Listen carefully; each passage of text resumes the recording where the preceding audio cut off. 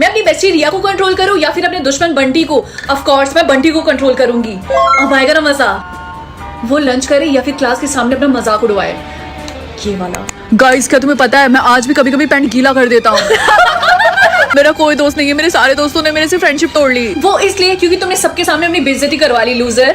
बंटी चुपचाप क्लास में पढ़ाई करे या फिर पूरे क्लास के सामने फाट मारे। आई थिंक मुझे थोड़ा और एक्सट्रीम लेवल पे जाना चाहिए, इसीलिए। Oh sorry everyone, sorry, control नहीं हो रहा। Sorry sir. बंटी आज तुम्हारा पेट खराब था तो तुम स्कूल आए ही क्यों? Go to the washroom. वो नॉर्मली वॉक करे या फिर बंदर की तरह चले? ऑफ कोर्स ये। रिंकी तुम्हें पता है बंटी अच्छी तरीके से चल रहा था और वो स्टेयर से गिर गया, उसको बहुत जोर की चोट आई है। हाँ, मुझे उसके लिए बहुत बुरा लग रहा।